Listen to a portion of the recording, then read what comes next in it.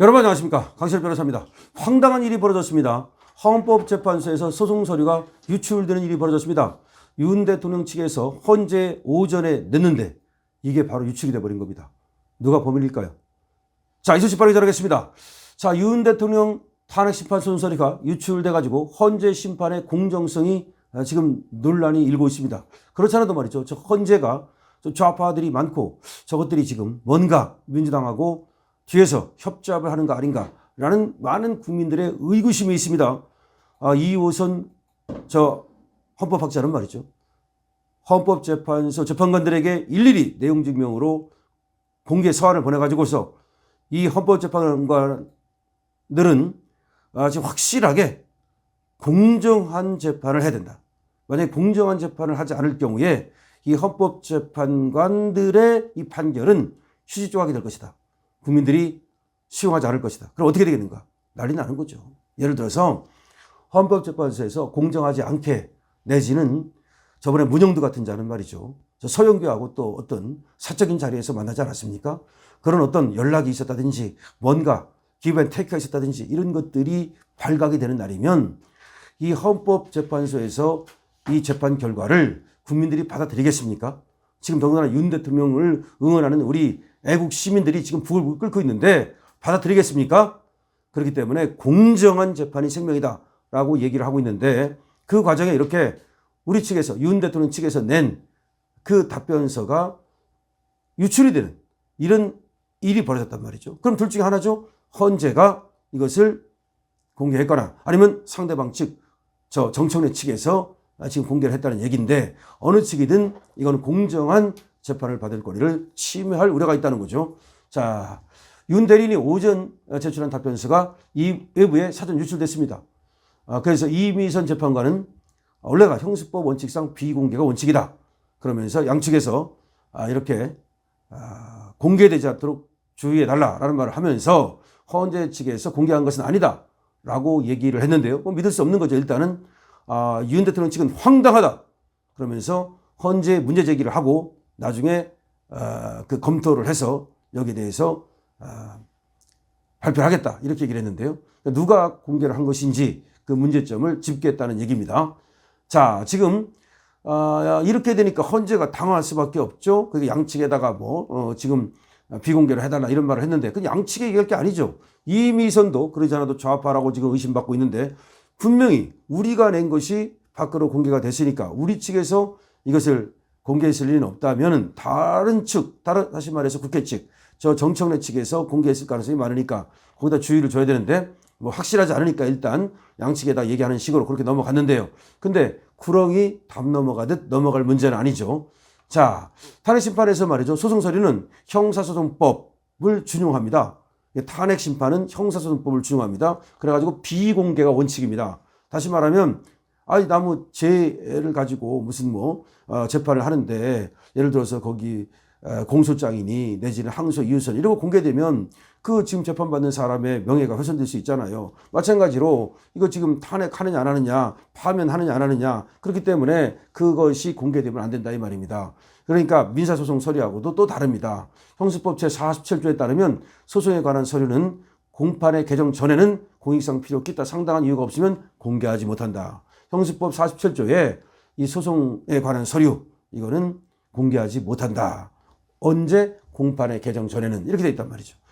자, 윤 대통령 탄핵 심리를 진행하는 이미선 수명재판관. 왜 이미선이냐면 지금 수명재판관이 지금 2명 아닙니까? 정영식하고 이미선하고 두 사람이 이제 수명재판이라는 것은 지금 재판관들 중에서 윤 대통령 요 사건을 갖다가 맡아가지고 증거 정리하고 그 다음에 나와가지고 이제 준비 기일에 그 재판하는 사람을 수명재판관이라고 합니다. 근데 얘기하기를 변론 기일 전에는 일방적으로 언론에 공개하면 안 된다. 이렇게 얘기를 하면서 양쪽 모두 유념해 달라 이렇게 말하고 헌재에서 이거를 공개한 것은 아니다 이렇게 얘기를 했습니다. 자, 사전 유출된 윤 대통령의 답변서에는 이거는 이제 이날 오전 제출이 된 건데요. 그런데 이것이 바로 오후에 재판이 있었는데 바로 이것이 공개됐다는 점에서 아무래도 정청래 측에서 공개를 한 것이 아닌가라고 하는 의심이 있습니다. 헌재 측은 소송서류 유출과 관련해서 헌재 측이 유출한 것은 아니라는 입장을 밝히고, 천재현 헌재 공보관은 이날 오전 윤 대통령 측 답변서 절차에 대한 의견서가 제출이 됐다. 그렇게 얘기를 하면서 저희 측에서 소송 서류를 공개한 것은 아니고 자세한 내용은 변론 준비기일에서 밝혀지기 때문에 소송 서류 비공개 원칙 관련 입장은 따로 내지 않겠다라고 말을 했습니다. 윤 대통령 측과 국회 측 역시 서류를 사전에 외부 유출하지 않았다는 게 공식 입장이다. 이게 무슨 말입니까? 윤 대통령 측은 당연히 서류를 공개하지 않았고요. 근데 저놈들도 청구인 측, 근데 저놈들도 즉 정청래 측에서도 공개하지 않았다고 그럽니다. 그럼 헌재 측도 공개를 안 했다는 거야. 그럼 뭐야 이거? 뭐 곰지가 공개했습니까? 귀신이 공개했습니까? 자, 누가 공개했습니까? 이거. 그러니까 공정한 재판이 될지 안 될지에 대해서 굉장히 우리가 의구심을 갖고 걱정을 하는 거예요. 물론 우리 측에서 공개할 수는 없는 거니까 그러면 저 측에서 정청래 측에서 공개했을 가능성이 있죠. 공개해놓고 나서 지금 거짓말 시킬 가능성이 있죠.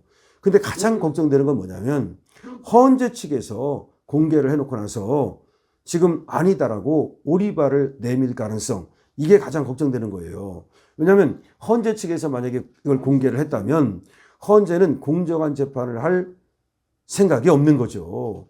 누군가가 여기에 간첩이 들어있는 거죠. 그렇기 때문에 이거는 확실하게 윤 대통령 측에서 짚고 넘어가야 됩니다.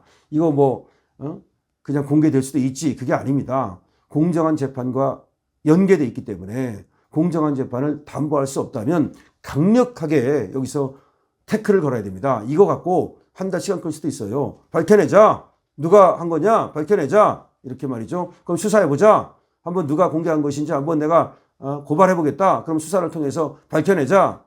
왜냐하면 지금 형사법에 공개하지 못하도록 되어 있는데 공개했으니까 이건 법 위반 아닙니까? 그럼 법 위반을 했다면 법 위반을 한 쪽에 페널티를 줘야 될 거 아니에요. 예를 들어서 어떤 헌재 재판관이 그거를 공개했다면 그 헌재 재판관은 배제해야 될 거 아니에요. 빼야 될 거 아니에요.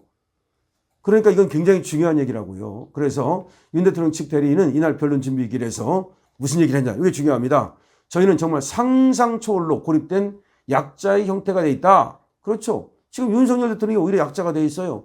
대통령제 국가에서 대통령이 이렇게 고립된 약자가 되는 건 처음 겪어봤다. 이렇게 얘기하면서 윤 대통령 측을 대리하는 배보윤 변호사는 2차 변론 준비기일을 마치고 피의 청구인 측에서 서류를 일부러 공개할 이유는 만무하고 우리가 공개한 건 아니고 정말 황당하다.